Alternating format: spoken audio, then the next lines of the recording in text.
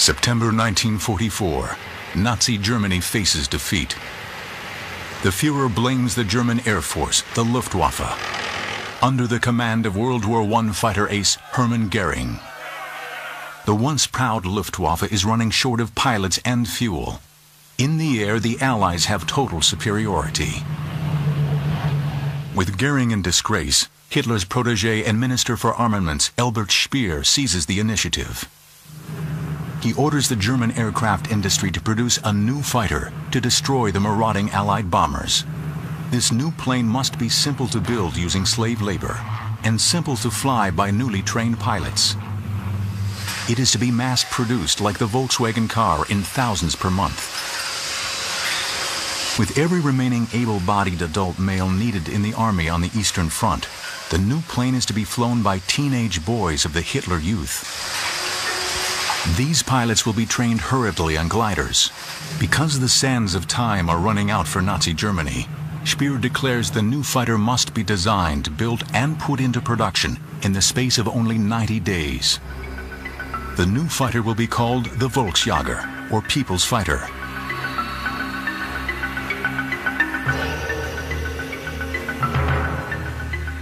Professor Willy Messerschmitt, designer of the legendary 109 fighter of Battle of Britain fame, refuses to participate, saying it is impossible to create an aircraft in such a short period.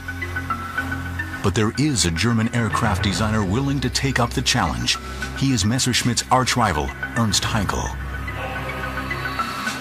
Ernst Heinkel was a grand old man of German aircraft. He'd been building aircraft since World War I.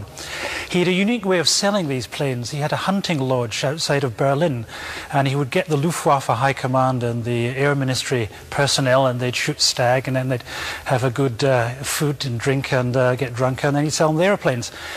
Willy Messerschmitt, almost certainly a serious Nazi, different man, an intellectual scientist. He built his aircraft as scientific implements. A number of other companies took part in the Volksjäger competition.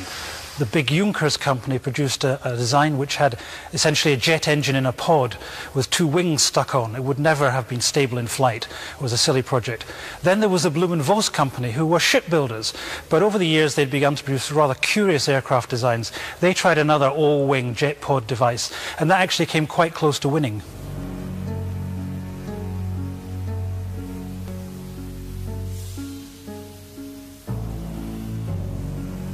After the HE-178, Heinkel built the world's first jet fighter, the HE-280. It flies in 1941. But the Luftwaffe High Command do not see the new jet as urgent, and it is not put into production. Hitler's eyes are on a blitzkrieg attack on Russia. Propeller-driven fighters such as the Messerschmitt 109 will do for the planned short war in the East. Germany will waste a crucial 2 years before turning to jet fighters to counter Allied bombing. When later Hitler demands jet fighters to regain the initiative against Allied bombers, it is not Heinkel's project, but that of Willy Messerschmitt that is ordered into production, the shark-like Me-262. But difficulties in perfecting the revolutionary new jet engine delay the introduction of the 262 into combat till after Normandy. German fighter ace and head of all fighter forces is Adof Galland. He is convinced that if only he can get enough 262s, he can destroy so many American B-17s, the Allies will call a stop to their bombing campaign. But production of the 262 is slow because it requires scarce metal and 2 revolutionary jet power plants which are difficult to build. Germany needs a fast jet, powered by only one engine, a plane constructed from wood and simple materials that are easy to come by, the Volksjäger. The Volksjäger was built with wooden wings for simplicity and because they were short of materials, though it's got an aluminium body. You had therefore to glue the wings and the tail onto the rest of the aircraft, and unfortunately the one bit of German technology that never seemed to work even by the end of the war were the glues, and a whole series of aircraft including the 162 tended to fall apart because the glues weren't strong enough. The 162, or at least the first designs of the 162, do have structural problems. The tail is too short, the back end of the fuselage body is too short, and so that tended to create all sorts of gyrations in flight, which in the hands of a bad pilot could get out of control and the aircraft would come apart. However, I think it's wrong to condemn the aircraft out of hand. If you build an aircraft so that it's totally stable in flight, then you can't dogfight with it and kill other fighters. The best fighters are unstable, and therefore what you need to add is a good pilot to make sure that you can use that instability to good effect.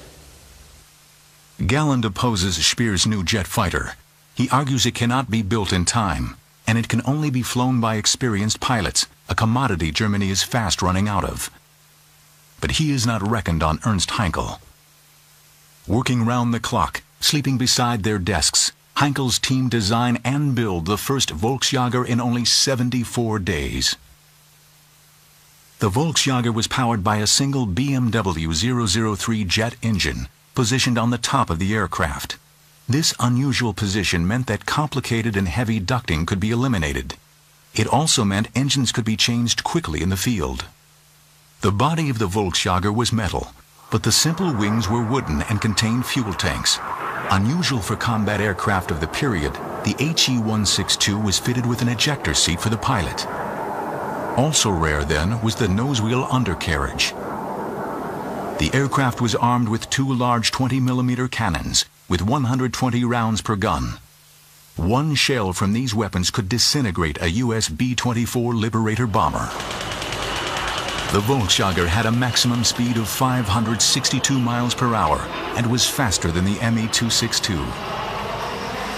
Deep under the mountains of central Germany, Speer built a vast, secret underground factory complex. Buried under millions of tons of solid rock, it is safe from Allied bombing. Here will be built three Nazi wonder weapons: the V-1 cruise missile, the V-2 rocket, and the Volksjager. The first HE-162 was rolled out and flown for the first time on December 6, 1944, reaching a speed of 522 miles per hour at 20,000 feet altitude. On December 10th, it is displayed to the Luftwaffe High Command, with Flight Captain Peter at the controls. Tragedy occurs.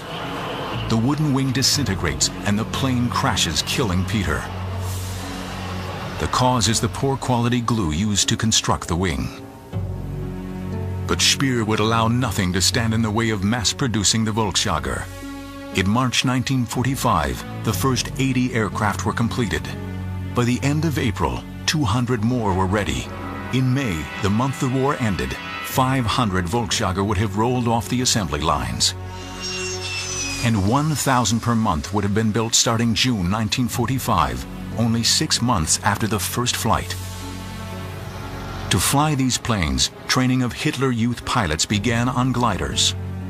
To ease the transition to the Volksjager, Heinkel supplied a two-seater glider version, the Model S. Without its BMW turbojet, the Model S lacked the distinctive humpback appearance of the fighters. The undercarriage was fixed and not retractable. The idea behind the People's Fighter project was to train thousands of Hitler Youth to fly these things. Now that was obviously a silly idea. It's a very complicated aircraft to fly. If you're an expert, as the final pilots were, it worked. But if you had very little experience on any kind of aircraft, never mind a fast jet fighter, you would have been dead. Strange enough, one unit of Hitler Youth did become operational with the 162 in the closing weeks of the war. Unfortunately, all the records have been lost, so we don't know how they actually fared in combat. Conversion training to the Combat 162 was handled at a flight school in Vienna, headed by Heinkel's technical director Karl Frank. The first regular Luftwaffe Volksjager fighter group, JG-1, became operational at Lech in Germany in April 1945, with 100 aircraft organized in 2 wings. It was commanded by Oberst Herbert Eilfeld. The first operational mission was flown on April 26, 1945, only days before the end of the war. Because the pilots lacked experience with the new plane, Flight Lieutenant Reichberger was shot down but escaped uninjured. On May 4, 1945, the People's Fighter drew first blood. Lieutenant Rudolf Schmidt shot down a British Royal Air Force fighter. It would be the Volksjager's only kill. World War II ended 2 days later. Well, it was tested by senior British pilots after the war, and they gave it a very good bill of health. They said it was a very stable gun platform. They said because it was small, it would have been very difficult to hit by Allied fighters. So all in all, if it had got into production in a big way and got into action in a big way, it might have caused a lot of damage. Indeed, the senior British jet pilot of the time said that it would have run rings round a British meteor.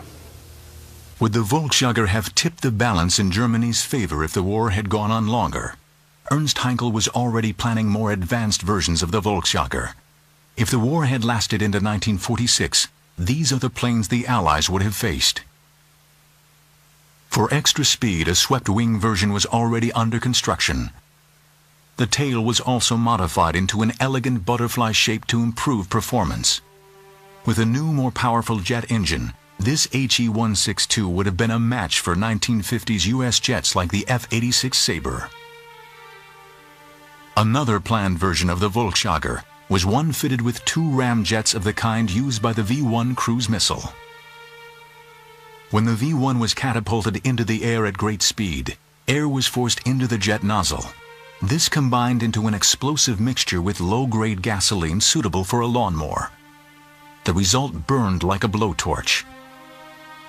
Fitted with 2 of these crude engines, this version of the HE-162 would have been a kind of manned V-1. It was planned as a last-ditch weapon if normal jet fuel ran out. Most exotic of all was this version of the Volksjager, with forward-swept wings. Not till the 1980s would NASA fly such a plane. But it was not to be. On May 8, 1945, the Volksjagers of JG-1 were captured by advancing British forces at their base at Lech. The combat days of the People's Fighter ended with the surrender of Nazi Germany. But we can now reveal that the HE-162 Volksjager was still to play a major part in post-war aviation history. After World War II, the French leader General de Gaulle was anxious to rebuild the French Air Force. The key was to be the Volksjager's engine, the WW2. The designer of this jet engine was Dr. Hermann Ostrich. As the Nazi regime collapsed, Ostrich escaped into neutral Switzerland. There he set up a company to continue his work. To disguise its origins, the company was called a French name, Atelier Technique Aéronautique Rickenbach, or ATAR. In December 1945, General de Gaulle's government paid for Ostrich and ATAR to move to France with 120 colleagues from his old BMW team. Using BMW's Volksjager jet engine technology, Ostrich quickly designed a more advanced engine. This was test run southeast of Paris in 1948. Versions of this engine were used to power early French fighters such as the Dassault Mystère and the twin-engine Voiture. By an irony of history, France supplied these aircraft to Israel during the 1950s when American aircraft were embargoed, thus allowing the Israeli Air Force its victories over the Arabs. Ultimately, a development of Ostrich's Volksjager engine powered the famous Dassault Mirage supersonic jet fighter. The Mirage would also employ another invention of the German wartime aviation industry, the delta wing developed by Walter Lippisch. Imagine what Adolf Hitler's Luftwaffe might have done with such a powerful engine in an HE-162 with forward-swept wings for speed.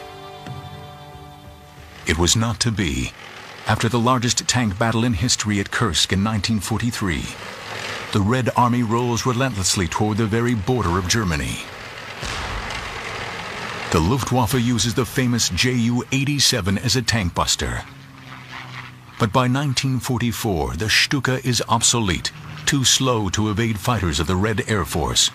What is needed to stop the Russian tanks is a new Stuka, powered by the revolutionary new jet propulsion. The dive bomber was invented in America by Glenn Curtiss, who built sturdy biplane dive bombers for the U.S. Navy. September 27, 1933, Buffalo, New York. Fate is about to play a strange hand. Visiting the Curtiss plant at Buffalo is Germany's greatest living World War I fighter ace, Ernst Ude, now a senior figure in Hitler's new Luftwaffe. Glenn Curtiss invites Uday to test flight a factory-fresh Curtiss Hawk dive bomber. Impressed, Uday cables Luftwaffe chief Erhard Milch to buy the Hawk. 2 months later, Uday will fly the first German version in front of Goering.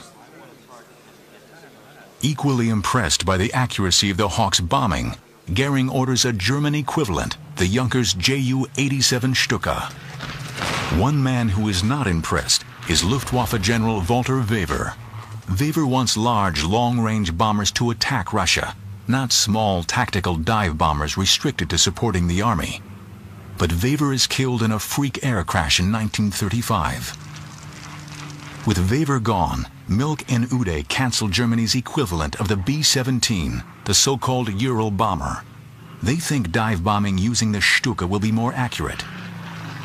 Alone of the great powers, Germany will lack a successful heavy bomber in any numbers during World War II. Well, in the initial period of the air war, it was very effective because the Germans had complete air superiority, and the Ju-87s could be used for frontline purposes, the purposes for which they designed. That is true, but that didn't last for very long because as the Russians gradually recovered their capability, and that is in 1942, then aircraft like the Ju-87 had a difficult time.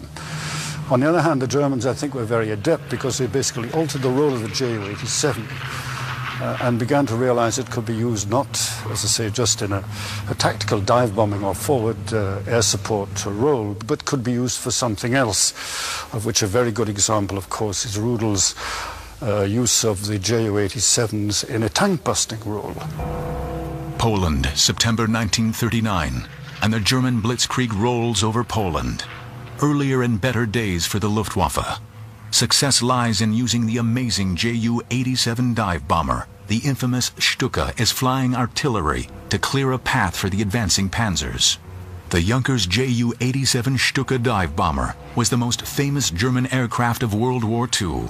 Over 5,700 were built, but its slow cruising speed of only 174 miles per hour made it prey to Allied fighters as World War II progressed. Something faster was needed. In 1943, the German Air Ministry instructed the Henschel Company to begin work on a jet replacement for the Stuka, the Henschel HS-132. The HS-132 had a planned maximum speed of 485 miles per hour and a range of nearly 700 miles. It could carry a 1,000-pound bomb. Later versions would have carried 4 quick-firing cannons for tank busting. The unique feature of the HS-132 was that the pilot did not sit in a conventional cockpit. Instead, the pilot lay prone on his stomach with his head at the front of the perspex canopy. This position allowed the pilot to withstand 10 to 12 times the force of gravity before blacking out, instead of the 5 to 6 Gs if he were sitting.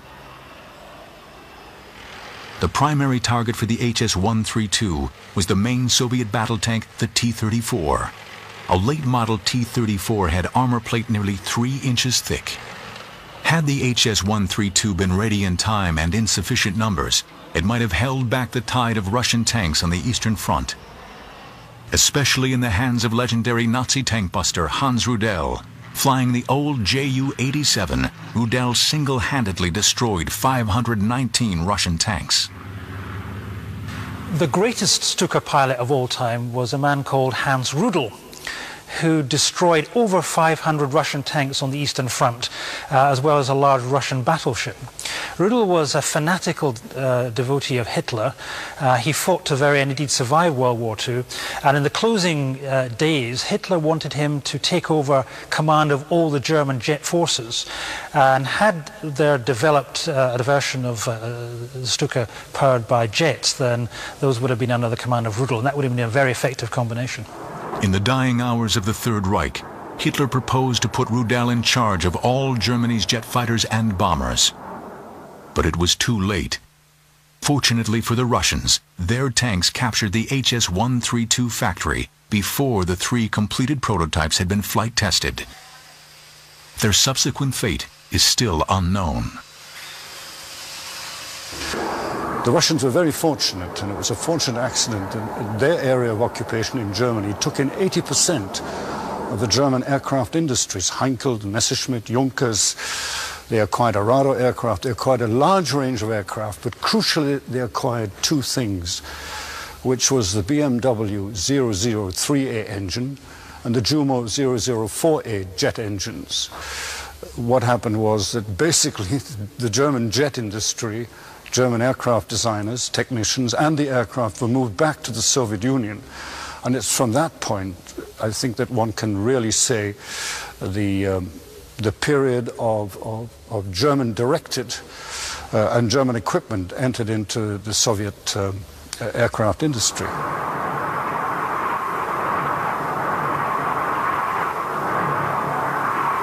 If World War II had lasted into 1946, then the early German jets commanded by Hans Rudel would have had to face Allied jets, the British Meteor and American Lockheed's Shooting Star. Realizing this, Hitler knew he needed a faster second-generation superjet to kill these Allied fighters. The result was Germany's last jet.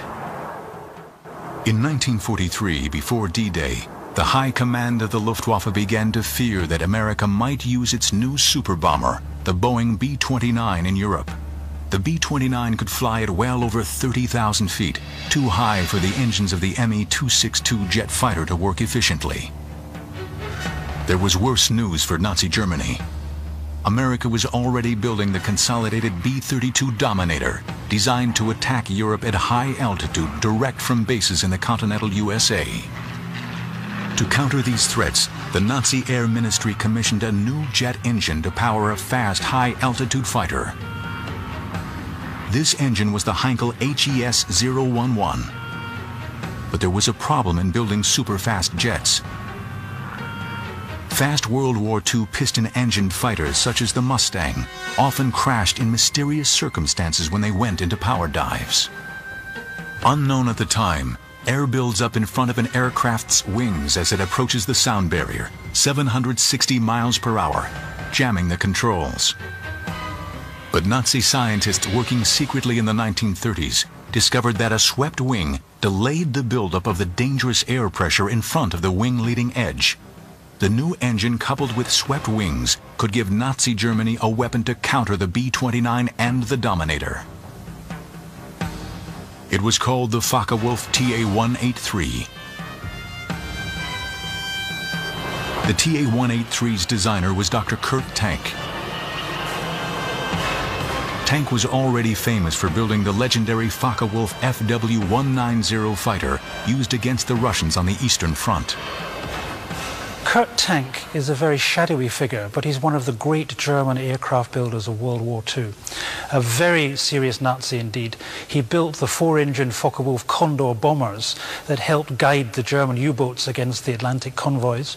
He built the FW-190 fighter, and he always said of that he was building a workhorse, by which he meant it could be repaired in the field and kept going, and indeed did during the Eastern campaign. And he compared that to Willy Messerschmitt's Me-109, which he said was just a thoroughbred racehorse. He didn't think very much of it. Tank's design was chosen in March 1945. It was called the TA for Tank 183. Its nickname was Hunchback. A single-engined machine, its planned speed was 593 miles per hour. The secret of the Hunchback's performance would be the revolutionary swept wings. Its combat altitude was to be 45,000 feet, spectacular for its time. But Tank faced another problem. The first generation of German fighters, the Messerschmitt Me-262, flew too fast for accurate shooting with a conventional cannon.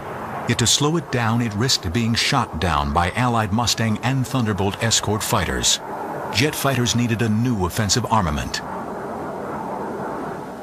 the air-to-air guided missile. But these were already being developed by Hitler's scientists. The Germans were developing a whole range of technologies, defensive technologies, by the end of World War II, including air-to-air missiles.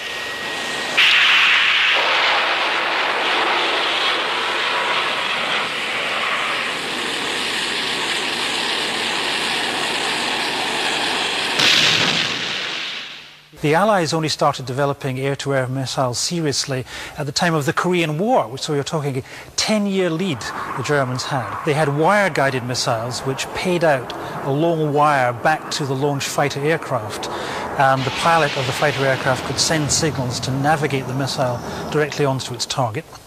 Another technology they used was infrared.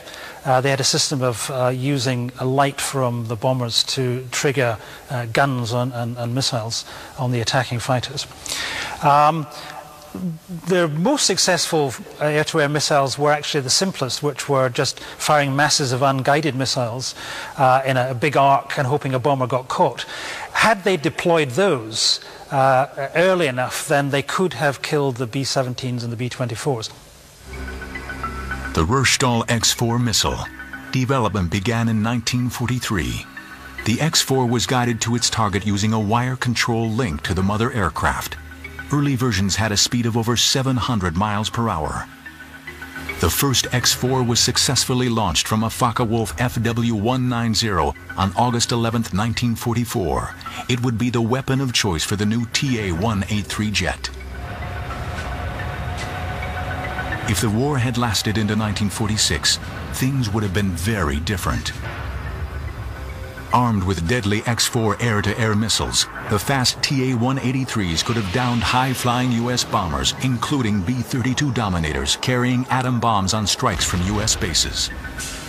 But the TA-183 was ordered into production in March 1945, only 2 months before the collapse of Nazi Germany. It never flew. At least not then.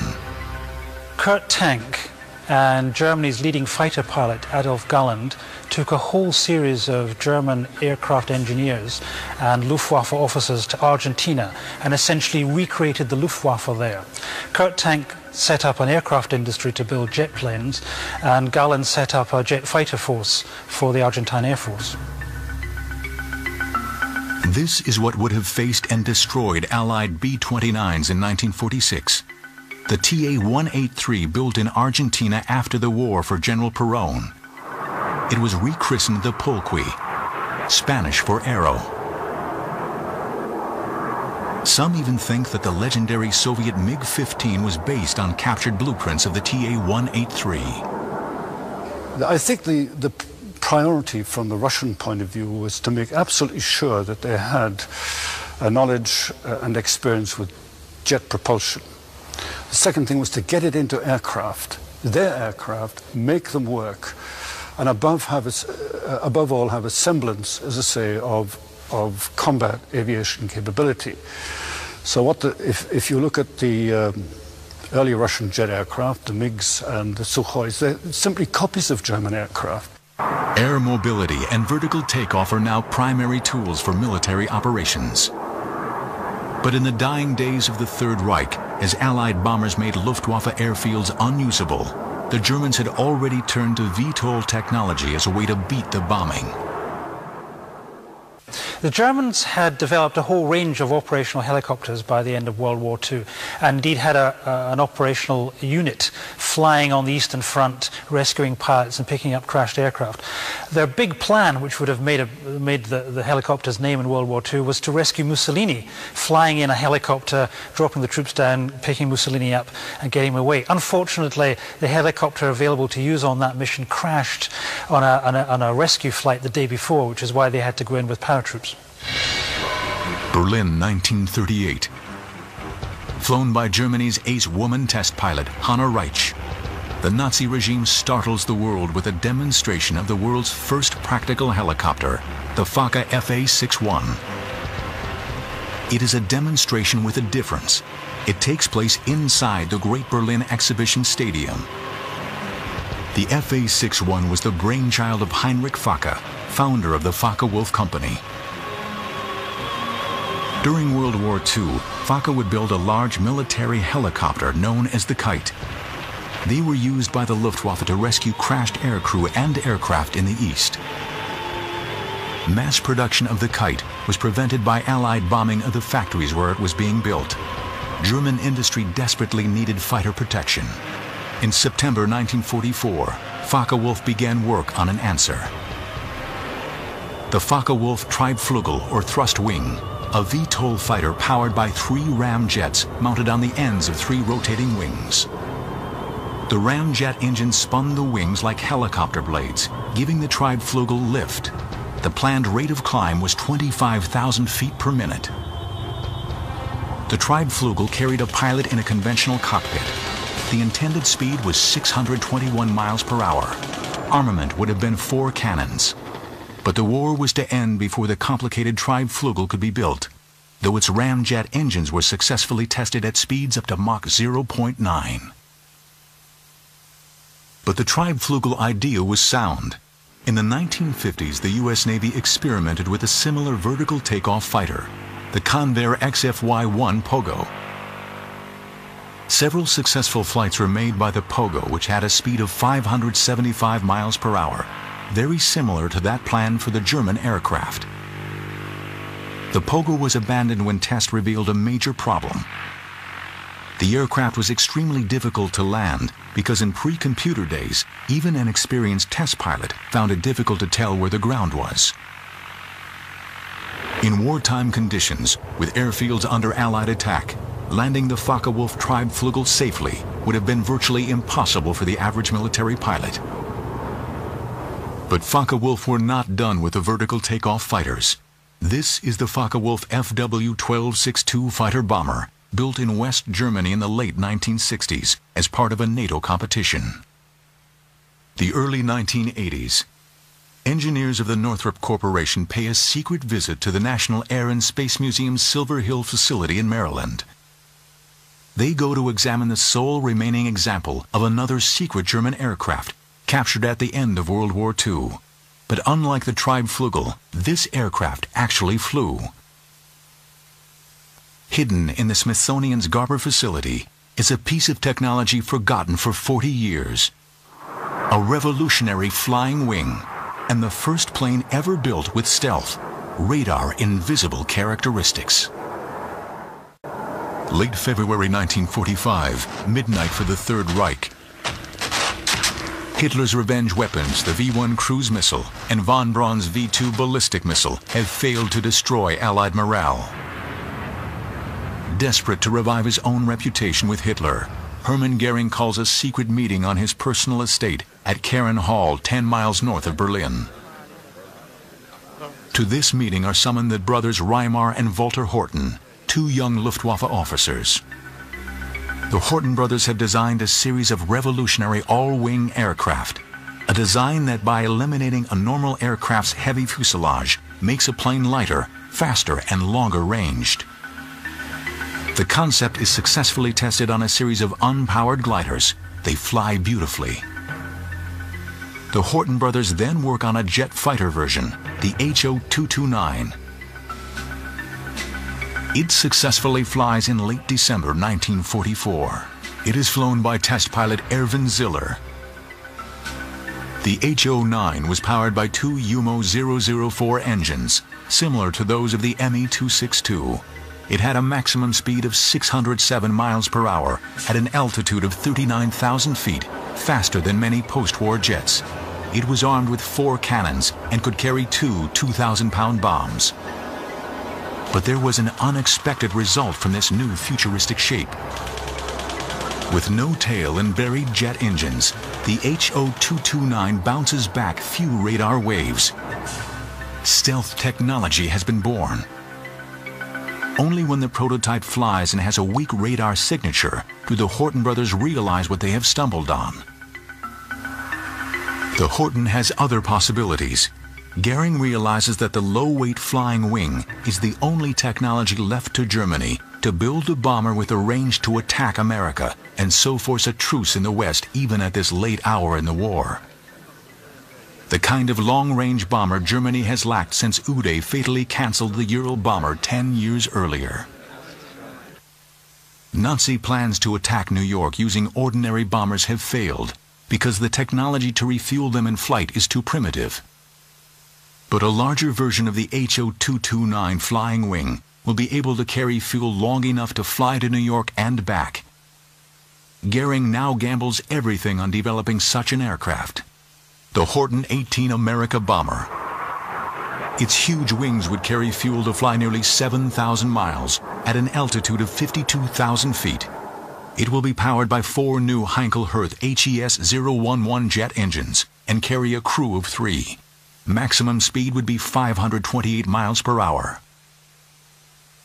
Goering plans to build the HO-18 in the huge underground factories already in existence to manufacture the Me-262 jet fighter. These factories still exist as they were too huge to destroy after the war. But what kind of bomb will the America bomber carry? By 1945, dropping a few small, high-explosive bombs on New York or Washington will have little effect on the U.S. war effort. How close was Germany to delivering an atomic bomb? The man in charge of the Nazi nuclear bomb program was Werner Heisenberg. Heisenberg could have made an atomic bomb, but he and Albert Speer, the Nazi armaments minister, thought the war would be won before the weapon could be perfected, so resources were never committed on the scale of the Manhattan Project. What if the Volksjager and Focke-Wulf TA-183 had held off U.S. bombing long enough into 1945 for the huge new underground factories and synthetic oil plants to come into production? Imagine. It is just after dawn on the morning of April 20th, 1946, the Führer's birthday.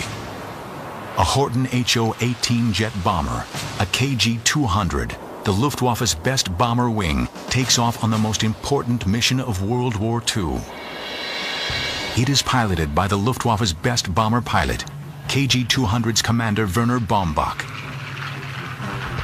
Baumbach has long advocated airstrikes against the Panama Canal and New York, using one-way flights by conventional bombers whose pilots would bail out and be rescued by U-boats. He spent a lot of the war trying to persuade Goering to bomb New York. One of the interesting stories about the German war effort is why they never did. Baumberg's first idea was to take Focke-Wulf Condors and fly one way to New York and Washington, bomb America, then ditch the aircraft south, probably in the Caribbean, and be picked up by U-boats. Goering took the plan to Dönitz, but Goering and Dönitz hated one another and they fell out, and so the plan came to nothing. So Baumberg then went on trying to find ways of bombing New York, and it's interesting to speculate that if something like the Horten wing had been available, it would have given him for the first time a machine to get there and get back non-stop. Today, Baumbach's target is 3,000 miles away. The world's largest city, New York. In 1942, President Roosevelt put New York's mayor Fiorello LaGuardia in charge of America's civil defense against German bombing attacks. LaGuardia organized machine guns placed on top of high buildings in New York. But Baumbach's bomber is flying at an altitude nearly 10 miles high and is invisible to American radar. No one hears or sees it as it passes over Manhattan at 8 a.m. local time. The morning rush hour has begun. Fortunately for New York, World War II ended while the Horten 18 was still under design. The successful HO-229 jet fighter was brought to the United States in 1945, but its revolutionary potential was not realized. It lay forgotten for 40 years in the Smithsonian. Or almost forgotten. In the early 1980s, engineers from the Northrop Corporation pay a visit to the HO-229 at the National Air and Space Museum's Garber facility in Maryland. They are secretly building a stealth bomber for the U.S. Air Force. After their visit to the HO-229 prototype, Northrop engineers will design the B-2 Spirit. A design eerily similar to the Horten brothers' dream of 40 years earlier.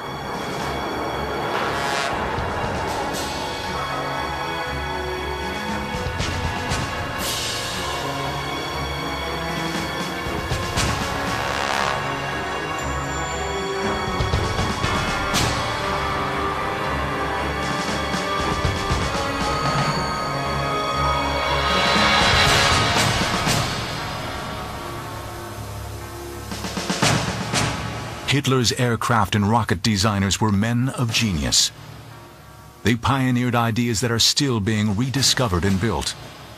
Fortunately, their genius did not arrive in time to alter the outcome of World War II.